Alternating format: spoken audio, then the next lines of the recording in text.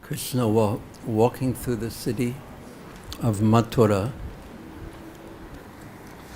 being dressed in fine new cloth, just suitable for the wrestling match. That means that all the bangles and ornaments were very, very, very soft, so they wouldn't hurt Krishna's tender body when he would wrestle.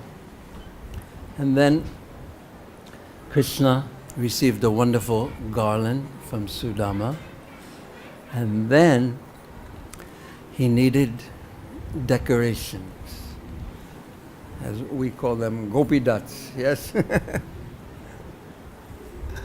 Krishna needed decorations, and indeed, Kubja and the cowherd boys, all their friends, they all combined to decorate Krishna and Balaram.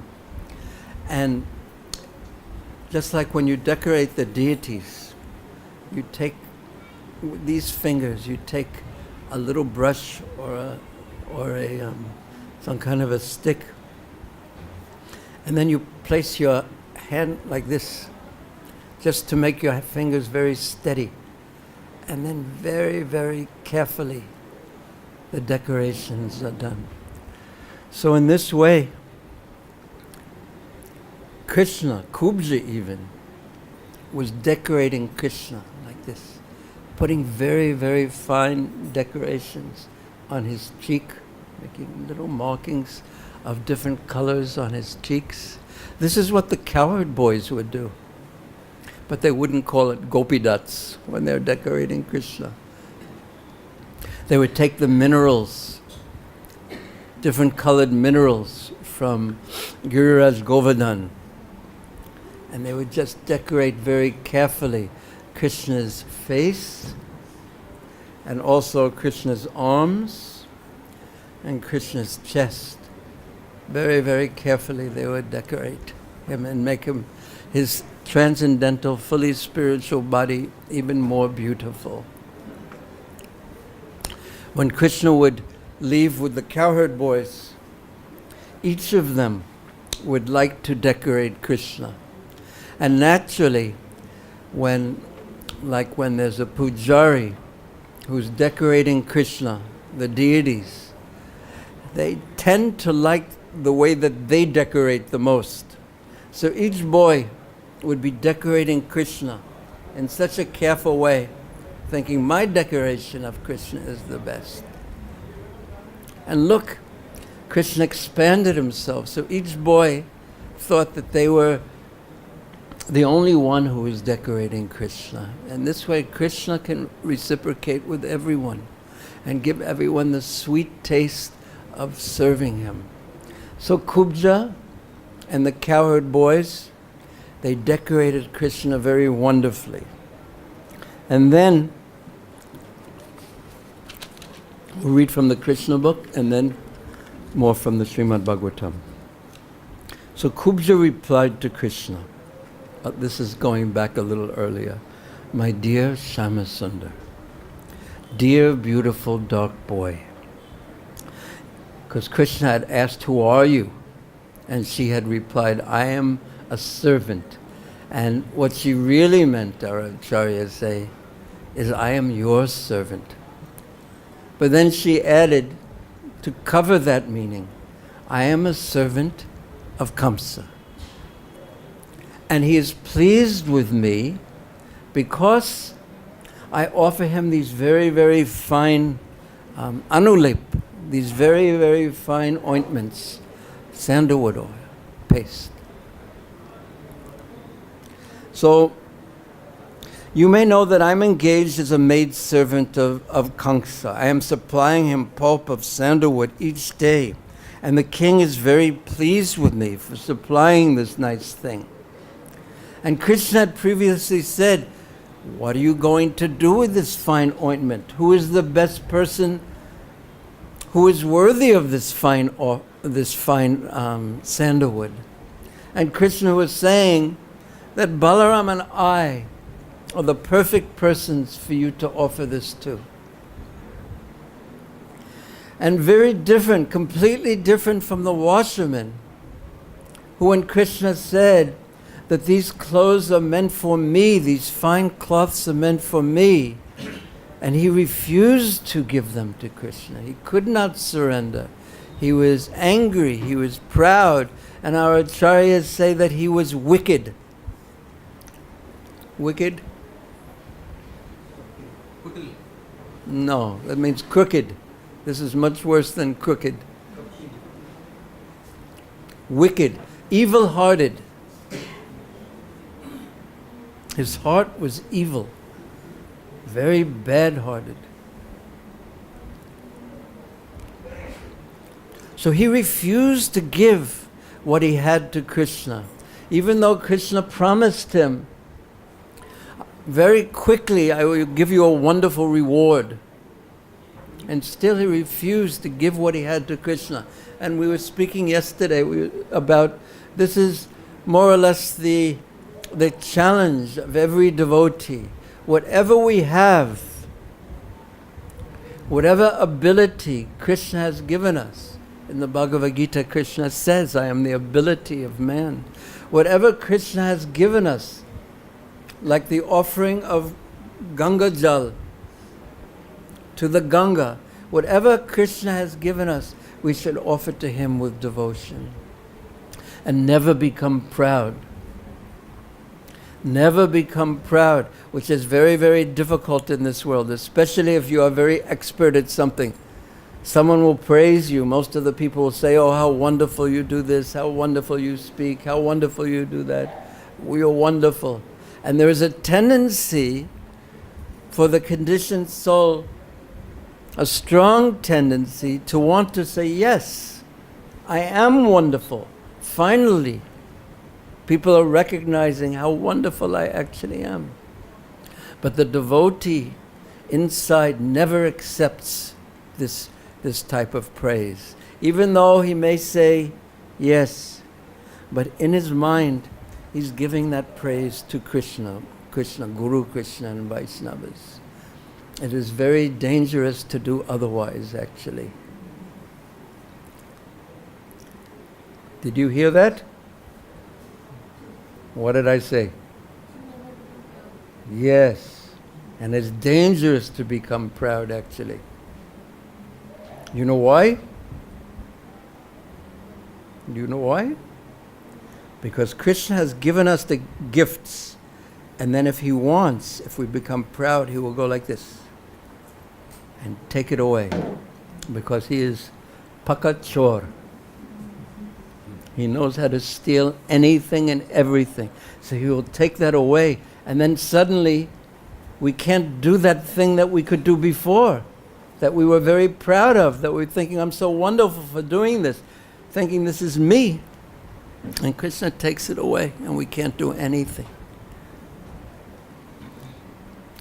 That is if Krishna is kind to us, he takes it away.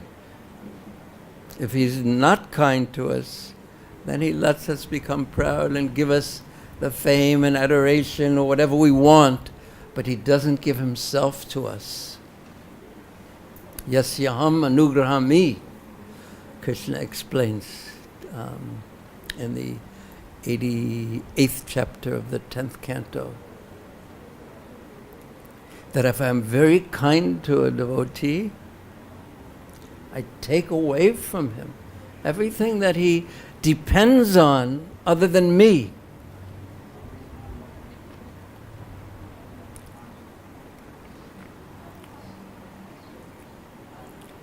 Because Krishna wants the devotees to give themselves to him completely.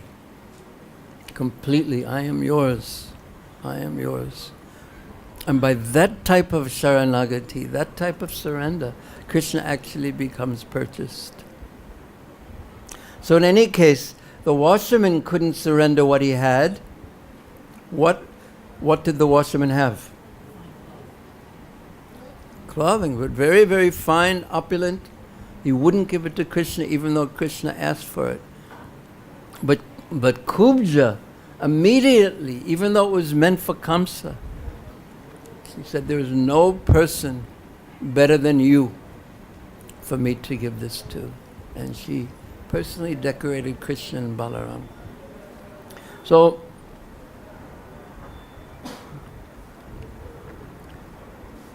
being captivated by the beautiful features of Krishna, Pesala, Rupa Pesala, by his beauty, she was charmed. Pesala means charm.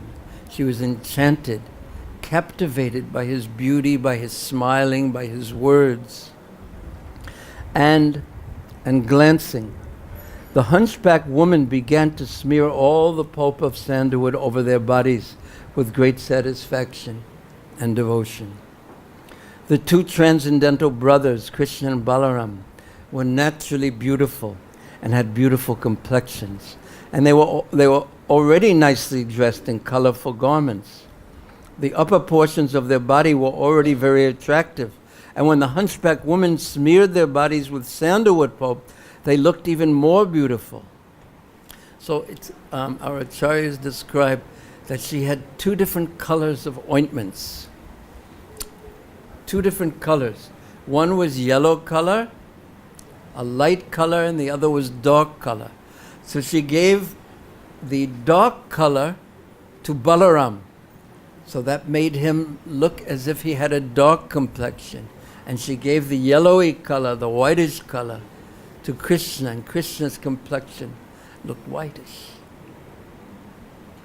And they looked so beautiful and fragrant with the garlands and the decoration and the ointments all over their body.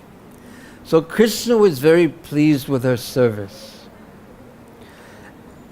Why? Because he is pleased with any service a devotee does, even if it's just offering patram, pushpam, palam, toyam, because bhakti paritam asnami paritamanata. He is pleased and he will accept that which is offered with devotion. So this is the great endeavor of a bhakta, of a devotee, is to do his service with devotion, which means for Krishna's pleasure. So how did Krishna, he had promised her, just like he had promised the washerman, that if you give these ointments to me, then I will reward you. Achirat. Not after a long time, but very, very quickly. And Krishna did just that. And it is said that Krishna, one of the other words to describe Krishna was rasaprad, which means that, what does it mean? Yeah, so he awards rasa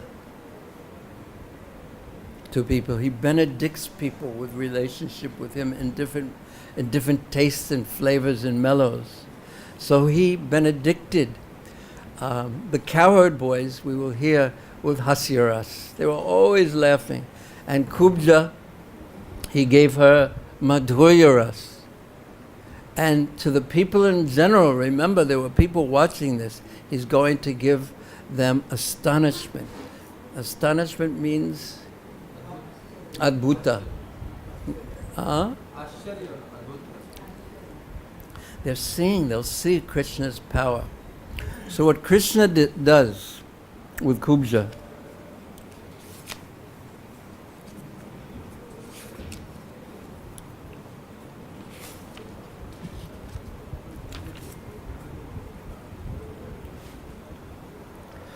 Padyam akramya prapadye. He took his feet and placed it upon her toes.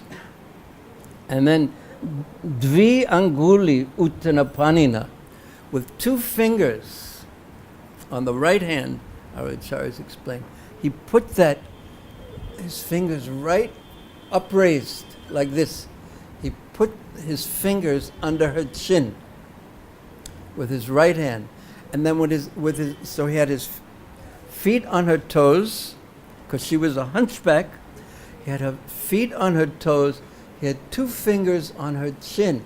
Krishna was touching her chin. And then with his left hand, he put it on her back, and then he pulled her upward. And with no pain, Achyuta, Udanimat, he raised her up and straightened her out. And her body became perfect. And she was already very beautiful of face.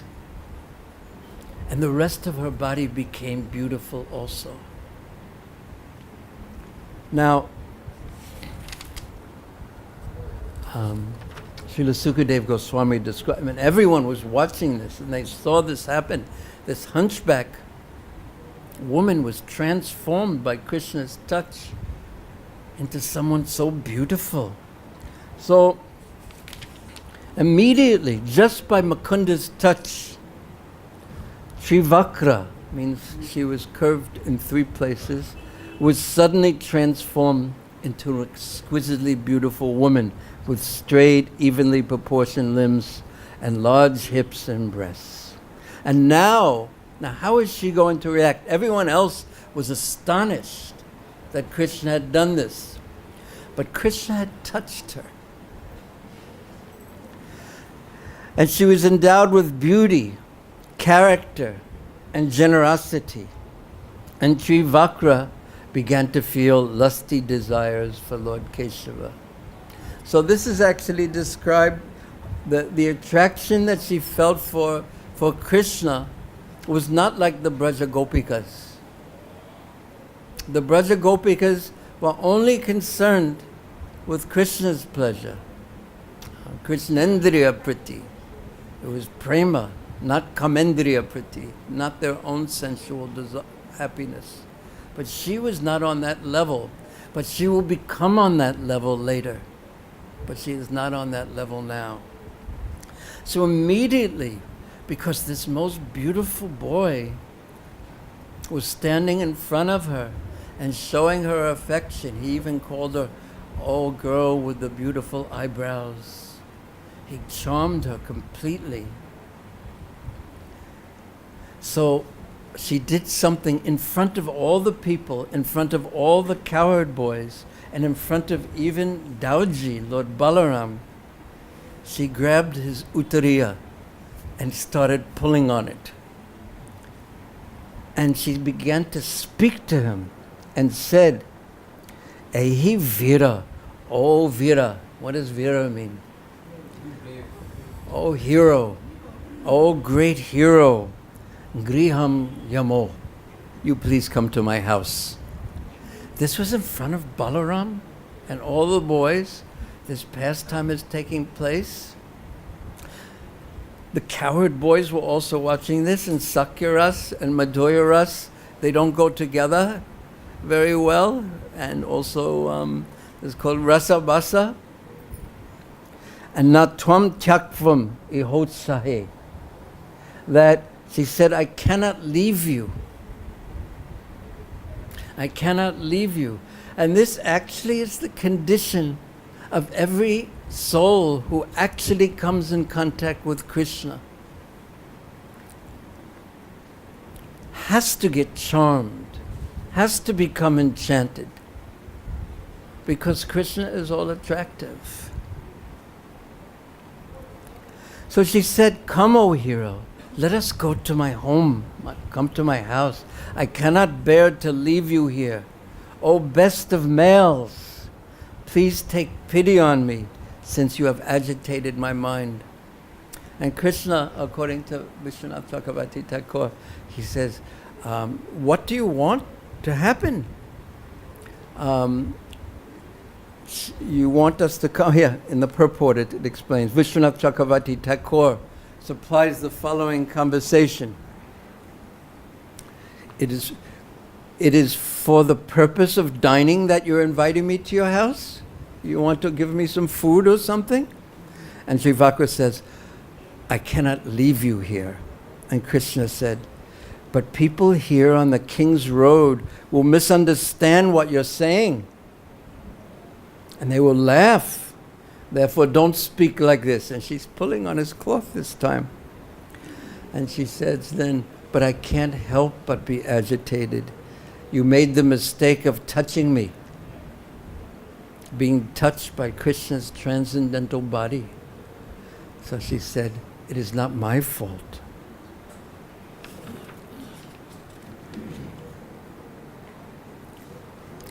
So Krishna, what did he do? He was in front of Balaram and the boys and so many people. So he acted very, very cleverly. So first thing, he looked at Balaram. And then he looked at all the cowherd boys. And then prahasam tam uvachaha. Then he smiled. He laughed and began to speak to Kubja. Isyami te griham subrit. Oh, I will go to your house. Oh, lady who has very beautiful eyebrows. Oh, girl who has beautiful eyebrows.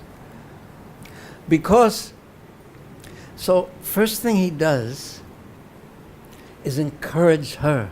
Oh, you have such wonderful eyebrows. Krishna is allowed to do these kind of things because he is the best of males. And everyone, and we saw this when in the 15th chapter of the 10th canto, when he enters the Vrindavan forest for the first time, the whole forest is there just to give Krishna pleasure and to make their offerings to him. And he's getting pleased by all this because everyone is meant for Krishna's pleasure. But it is very difficult for a conditioned soul. A conditioned soul means one whose consciousness is covered by ahankara. A conditioned soul means one whose consciousness is covered by false ego. And false ego, a false sense of who we are, makes us think that we are meant for enjoyment. What's the verse in the Bhagavad-Gita in the 16th chapter? Siddhaham balavan sukhi. What's the beginning? Ishwaraham aham bhogi. That I am controlling this, I am manipulating, and it is meant for my enjoyment. This is what every conditioned soul thinks. He looks at the world and he thinks everything is meant for me, for my pleasure. And this mood is exactly opposite to bhakti. When a devotee, there's one little story, perhaps in 1966,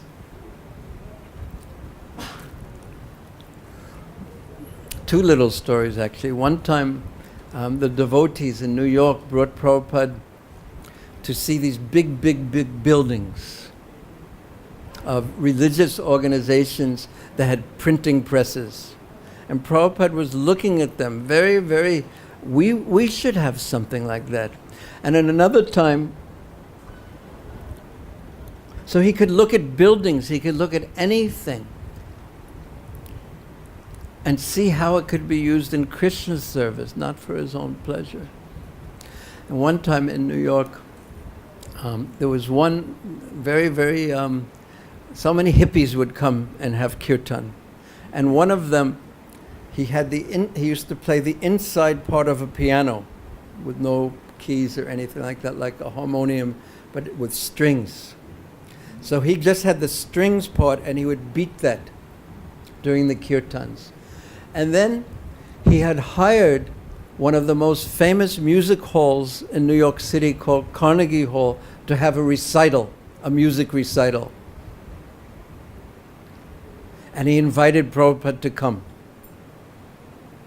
And amazingly enough, Prabhupada agreed to come. And he sat down, and there were very few people there. And he sat down in one of the front rows, and this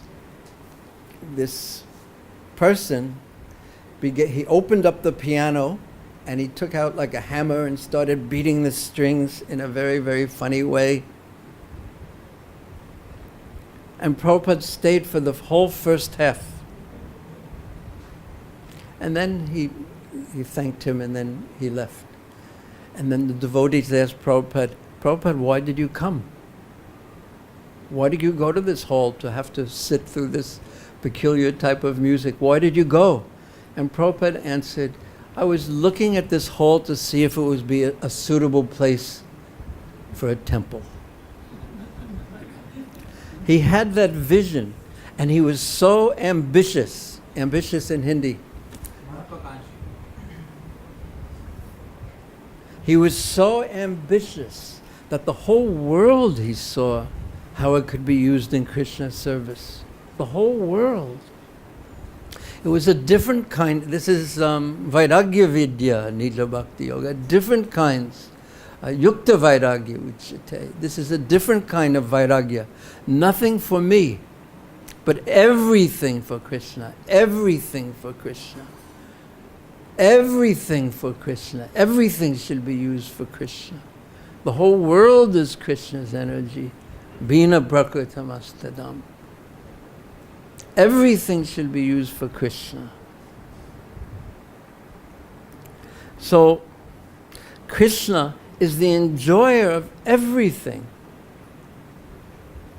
So Krishna is allowed to enjoy these kind of relationships with beautiful young ladies. But when the material mind, a conditioned soul's material mind that's covered by false ego, hears about these things, the tendency is to place our consciousness over the Lila and want to enter in for our enjoyment. And this, of course, is not helpful for our devotional service. But Krishna was enjoying like anything. So he said, Eshyami te griham subhru. Oh, you who has such beautiful eyebrows, I will go to your house. I will go to your house. And then he said, because ladies like you are perfect for young men who are so far away from home and all alone. So in this way, it wasn't just he was going to go, but the cowherd boys and Balaram and everyone could go to this lady's house. And in the way he described it was making her look a little bit low class. And the cowherd boys and Balaram started laughing. And on the other side, he said it so cleverly that she thought, oh, he's going to come to my house. How fortunate. He gave her hope. And at the same time, he avoided an embarrassing situation with Balaram and the cowherd boys by the clever way he spoke. Yes, this is perfect for we are so far away from home. And when Krishna said, we are so far away from home, he thought of all the residents of Vrindavan. He remembered that he was far away from Vrindavan.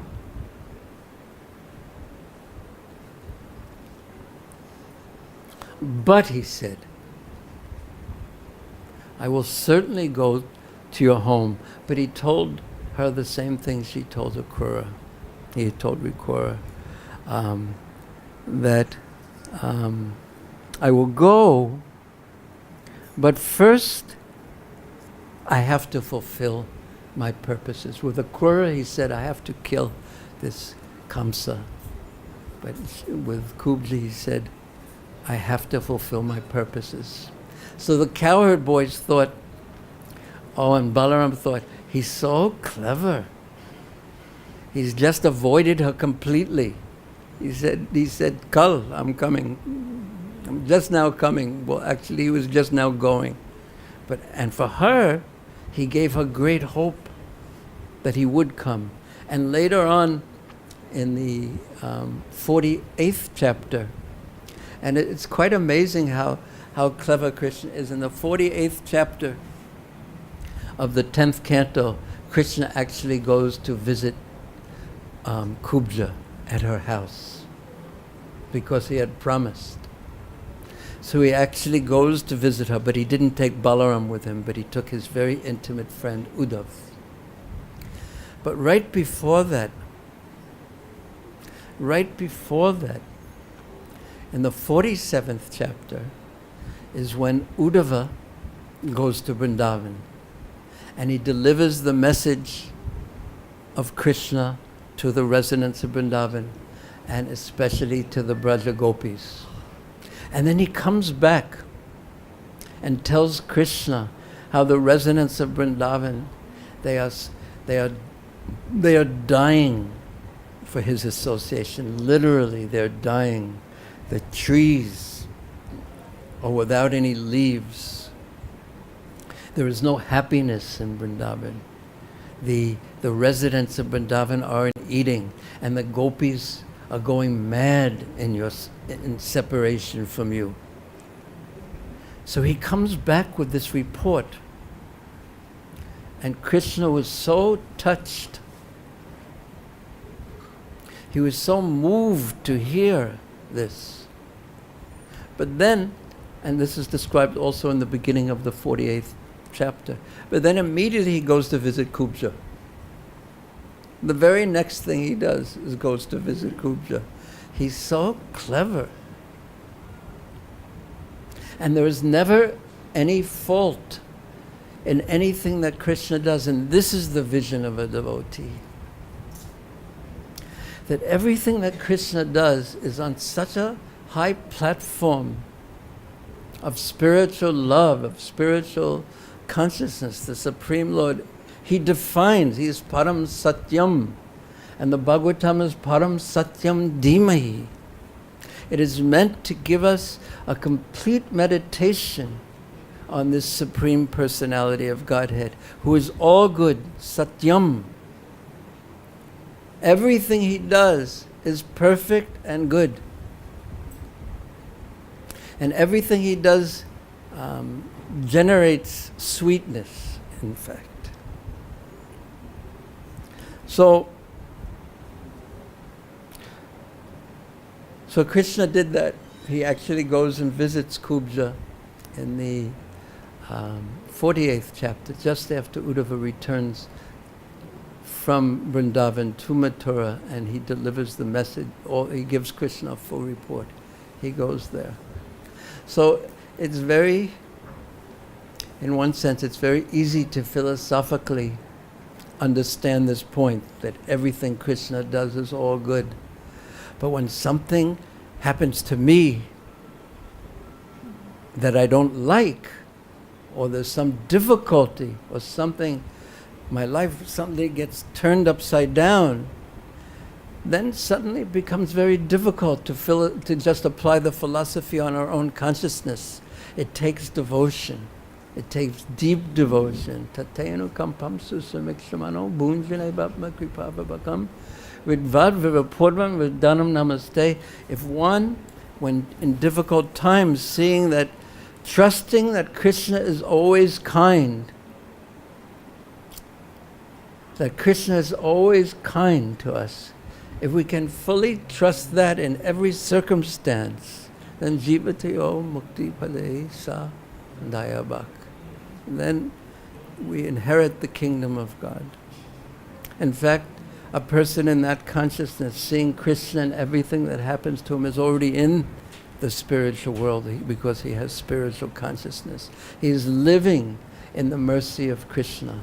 And what a great relief that is for the soul, when there is actual trust of Krishna,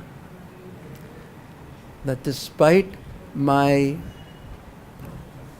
own faults, my own lack, my own insincerity, Krishna has written my name in his book, so to speak, and he's caring for me. And if one has that consciousness, and this consciousness comes through Sharanagati, Gotupte Varanam Tata, because putting oneself, making Krishna one's guardian, actually, or one's Lord, and accepting Krishna as the Lord, and placing ourselves under his protection, it defines what surrender is. That is the angi the source. All the other elements of items of surrender they support this main point of Krishna, I'm giving myself to you. Mame kam sharanam vraja, I am yours. Aham tvam sarva papyo mokshasami masucha. Prabhupada in the purport says, when he says what masucha means, don't fear, don't hesitate, don't worry. Don't worry. You're in Krishna's hands. Did you ever walk across the road holding your mother's hand? Does he? Do you worry when you're holding your mother's hand? If your mother is on one side and you're holding the hand, do you worry? Why? Because your mother is there. You don't have to worry about things. Yes? You have to do all the worrying, yes? That is what it means to be a mother. All the worrying. And father. So sometimes you see when you're talking to in India, when you're talking to a powerful person and you have some problem, and if that powerful person says, this is my work now, you don't worry about it, then you know that everything is going to be okay. So Krishna actually says that, Masucha, don't fear, don't hesitate, don't worry. I will take care. Even though externally, on the outside, a situation may appear very, very difficult, when Krishna says, I will protect you. And if we have that trust in Krishna, then a devotee can be in no anxiety, even though in the most difficult of circumstances. This is the whole world becomes Vaikuntha, the spiritual world for a devotee. Vaikuntha means without anxiety.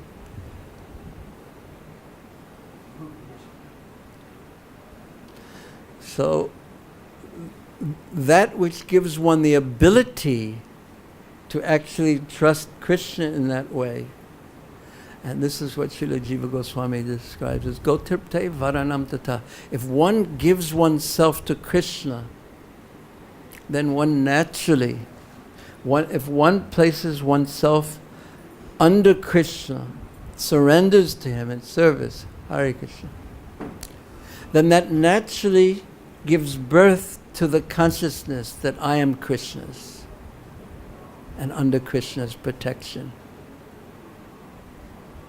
Like the cowherd boys, when they walked in the mouth of the big serpent whose name was? Yes. And one of the boys thought it was a cave. Some of the boys thought it was a cave, and the other said, no, it's not a cave. Just see. That road is actually his tongue. Just see, those rocks are his teeth. And just see, he's opening his eyes, his mouth so wide to swallow us. It's not a cave, it's a serpent. And the boys just said, anyway, Krishna will protect us. And they just walked in. Even in the most difficult circumstance, the devotee can be free from anxiety if he has that kind of relationship with Krishna. And actually the boys wanted the experience of being rescued by Krishna, being taken care of by Krishna, because that's very, very intimate. Krishna has cared for me. They wanted the sweetness taste the sweetness of that rasa. So Krishna left Kubja with these sweet words, yes, I'm coming to your house. And he left the cowherd boys thinking, oh, Krishna's just said, tomorrow I'm coming. And that way the rasas didn't conflict with each other, and he left the people who were watching it thinking that Krishna is so wonderful. He straightened her out just like that. He's so powerful. He's so wonderful. And he was giving, at each step, he was giving the people of Mathura the understanding that Krishna is the Supreme Lord. He's so powerful. And that Kamsa, he was warning Kamsa that your death is now approaching. Because Kamsa had still had Vasudeva and Devaki in prison. He was warning Kamsa, now I'm coming. And now he's going to complete his warning. He's moving to complete his warning.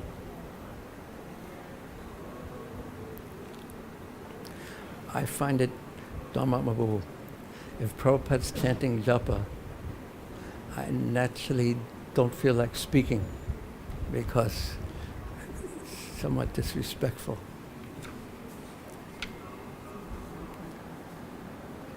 So, as Krishna walked further down the road in this adventure, and when Krishna first entered Mathura, the ladies climbed the tops of the buildings and all glanced at Krishna, and Krishna captivated their hearts. They had heard about Krishna, but he captivated them by his glancing at them, and they threw flowers down him and smiled on him. And then the Brahmins, they worshiped Krishna. And now, entering the area where the Vaishyas lived, all the Vaishyas and the Vaishya wives, they got a chance to see Krishna as he walked down the road and to worship him. So leaving Kubja with these sweet words, Lord Krishna walked further down the road. And the merchants along the way, Bhurijan Marge Vanik Patai, the Vaniks.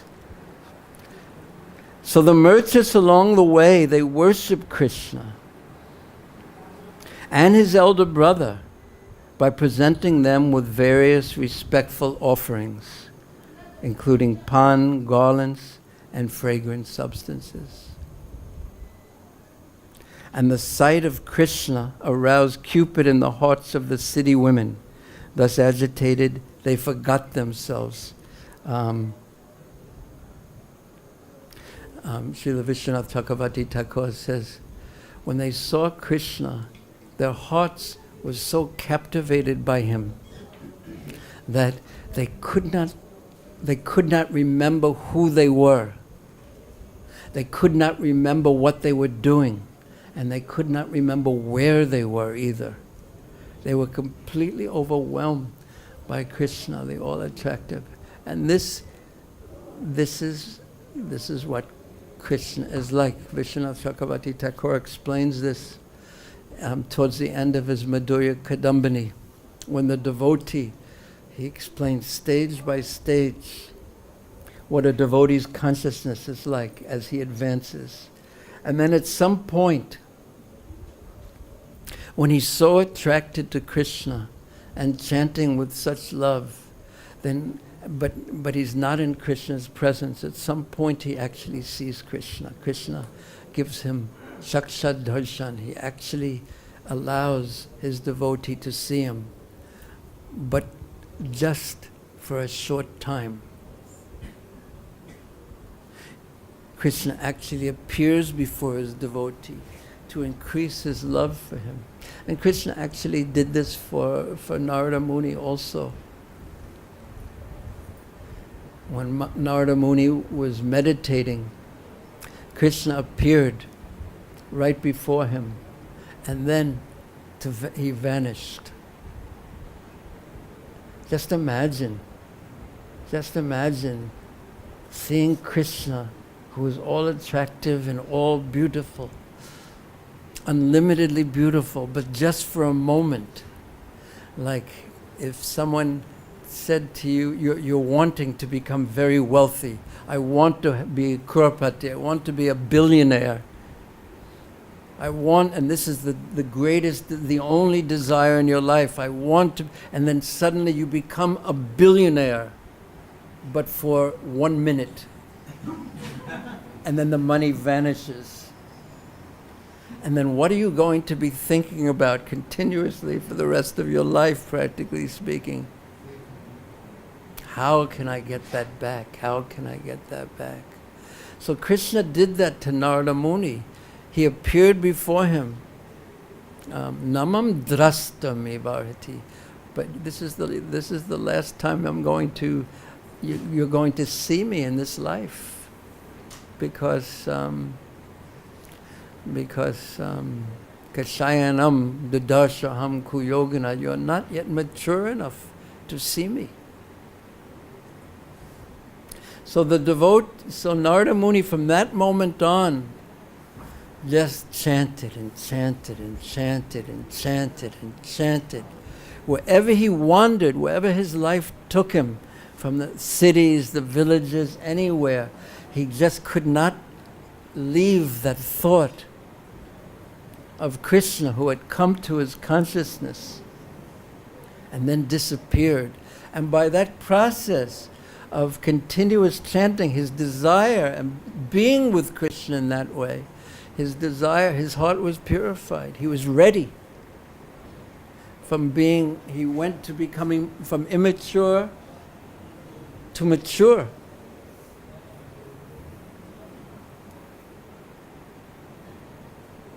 So Srila Vishwanath Chakravarti Thakur describes how when one has very elevated consciousness and one can't live for a moment without Krishna, practically speaking, and then Krishna comes and shows himself, and the devotee goes mad and falls on the ground. He actually sees Krishna, and he says that previously I've heard you compared to a dark moon cloud and your dhoti to lightning, but now I see those comparisons are meaningless. They're just material words because you are transcendental.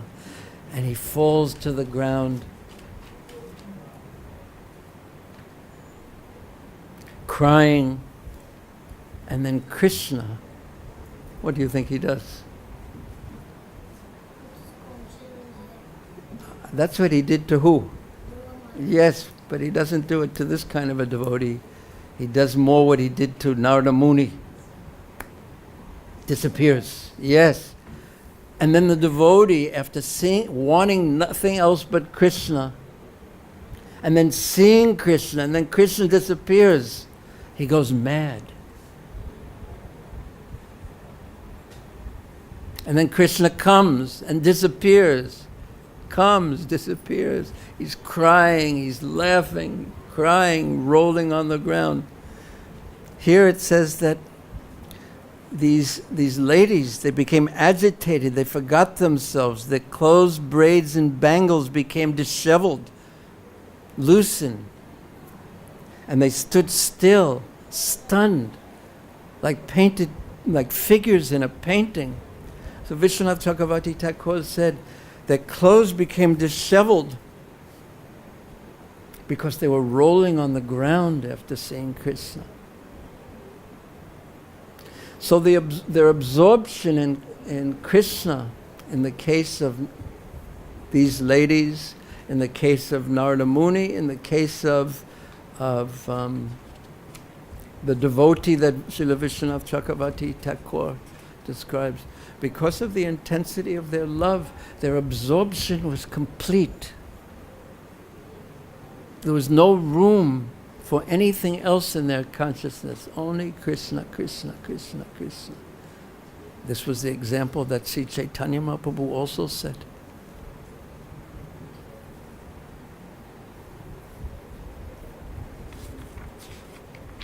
So Krishna was wandering through Mathura, just bestowing on everyone his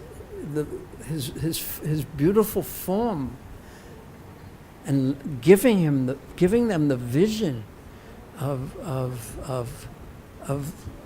transcendental beauty, the all-perfect, all-attractive personality of Godhead.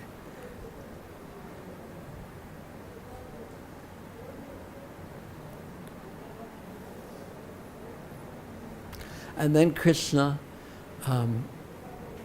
continued on the next part of his tour through Mathura. He wanted to find out where the bow, because Kamsa had invited him using the excuse of a Dano Jagya, a bow sacrifice. So Krishna wanted to see the bow. And he wanted to give Kamsa a very clear message.